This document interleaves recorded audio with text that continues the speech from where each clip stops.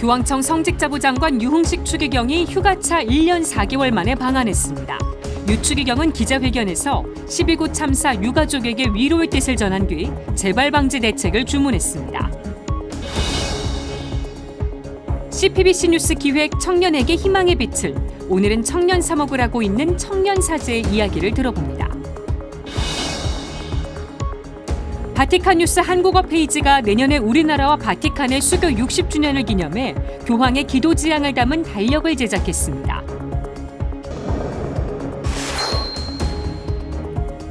시청자 여러분 안녕하십니까? 12월 2일 금요일 CPBC 뉴스 시작하겠습니다. 교황청 성직자부 장관 유흥식 추기경이 휴가차 방한해 오늘 기자회견을 가졌습니다. 유 추기경은 12구 참사 유가족들에게 위로의 뜻을 전하고 1년 4개월간의 소회도 밝혔습니다.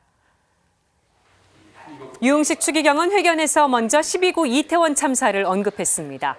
유 추기경은 12구 참사는 일어나선 안 될 일이었다며 슬픔이 가시지 않았을 유가족들에게 위로의 뜻을 전했습니다. 이어 기도로 함께하고 있다면서 다시는 이런 일이 발생하지 않도록 합당한 사후 대책이 마련돼야 한다고 주문했습니다. 유 추기경은 지난 1년 4개월간 교황청 성직자부 장관으로서 지낸 나날은 대단한 모험의 연속이었다며 하느님께 감사합니다라는 마음뿐이라고 소회를 밝혔습니다. 그러면서 성직자부 장관으로서 무엇을 하기 바라느냐고 프란치스코 교황에게 물었을 때 교황이 십자가라고 말했다며 그 말씀을 따라 어렵지만 충실히 그 길을 걷기로 결심했다고 회고했습니다. 한국교회와 세계교회를 잇는 역할에 대해 유 추기경은 한국교회와 교황청이 서로 기여할 수 있는 분야가 많다며 상호 보완적 관계가 더 많이 이루어질 수 있도록 다리 역할을 충실히 수행할 것이라고 밝혔습니다. 프란치스코 교황이 거듭 강조하고 있는 성직 중심주의 탈피와 관련해선 복음 말씀을 따라 살아갈 때 친교와 이웃사랑을 회복해 나갈 수 있고 그것이 바로 성직주의를 극복하는 길이라고 강조했습니다. CPBC 뉴스 기획 청년에게 희망의 빛을, 오늘은 청년 사목을 하고 있는 청년사제의 이야기를 들어봤습니다. 청년 사목 활성화를 위해 교구와 본당의 연결고리가 더 강화돼야 할 것으로 보입니다. 앵커 리포트로 전해드립니다. 사제수품 9년 차인 홍홍기 신부는 올해 2월 서울대교구 청년부에 부임했습니다. 본당 사목을 하며 청년을 담당하는 지구 지도신부 모임에 5년간 꾸준히 참석했기에 교구의 청년 사목 현황에 대해 잘 알고 있다고 생각했습니다. 그런데 막상 부임해 보니 모르고 있던 부분이 많았습니다. 오랫동안 지구 지도신부를 하면서도 전혀 몇몇 부서는 무슨 활동을 하고 있는지도 몰랐고, 그리고 그런 거를 소비해 본 적도 없고, 그냥 관심을 가져야 청년부 홈페이지에 굳이 들어와야 알 수 있는. 서울대교구 청년부는 청년들의 신앙생활을 돕기 위해 8개 부서로 구성돼 있습니다.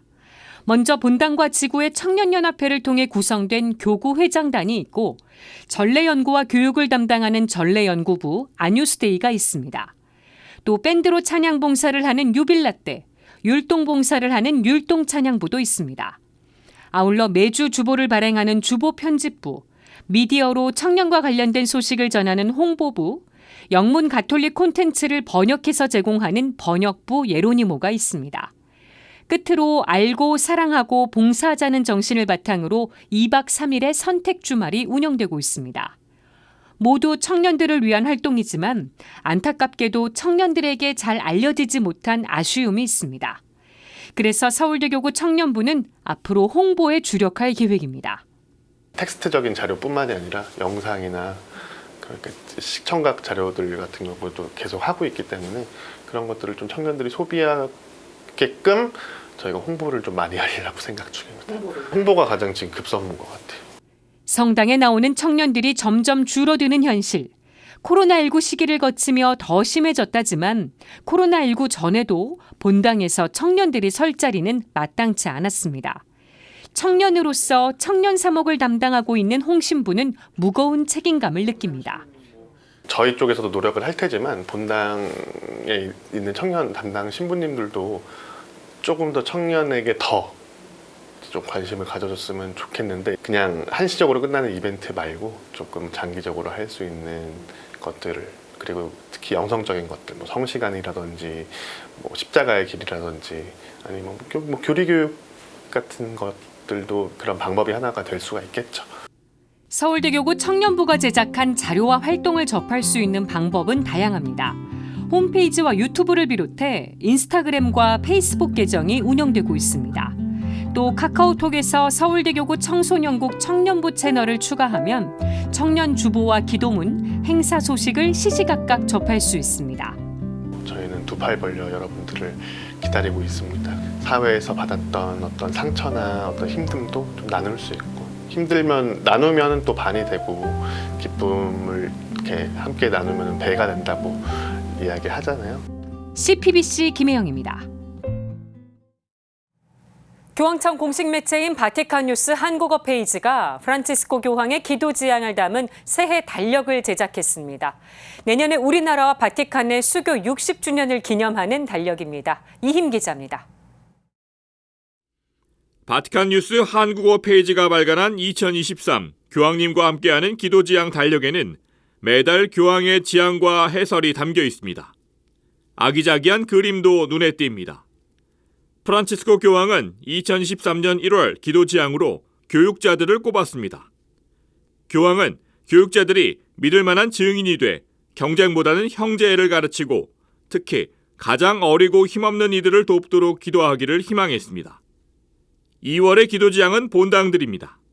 교황은 친교를 중심으로 더욱더 신앙과 형제애 그리고 가장 가난한 이들을 환대하는 공동체를 지향하자고 당부했습니다.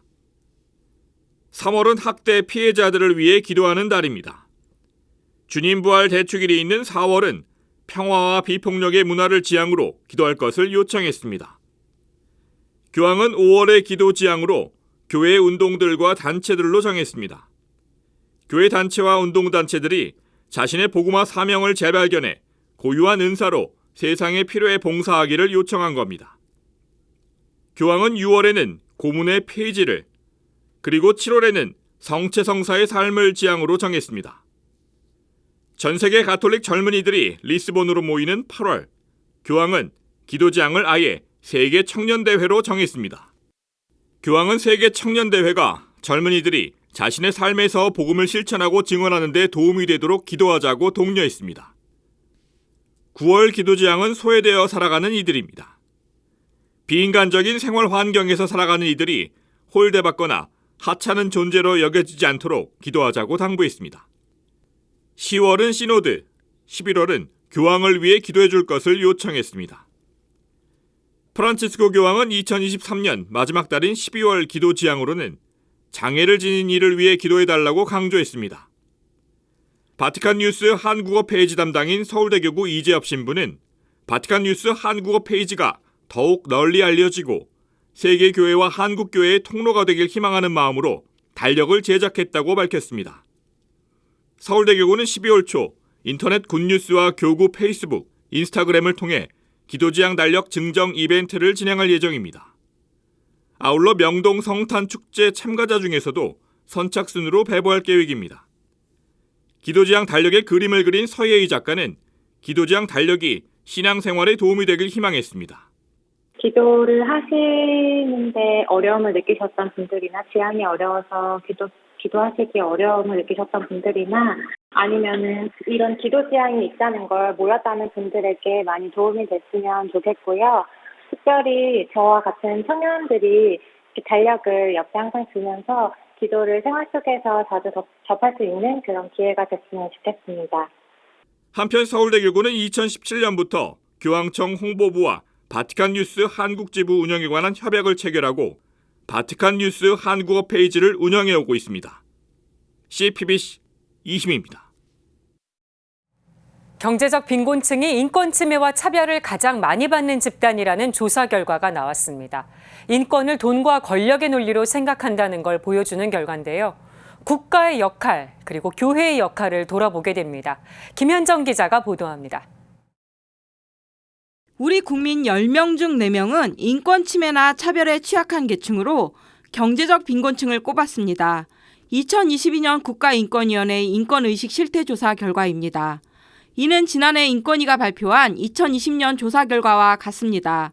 이에 대해 조사를 진행한 연세대 사회학과 한준 교수는 인권을 부와 권력의 논리로 생각을 한다고 설명했습니다. 또 빈부격차에 따라서 사람의 가치가 다르다고 생각하고 사회적 양극화와 부의 논리가 실존적 위협으로 다가온다고 설명했습니다. 지금 경제적으로도 어렵고요. 앞으로 갈수록 더 어려워지기 때문에 경제적 빈곤층이 우리 사회에서 가장 어려운 인권 약자라고 생각하시는 것 같습니다.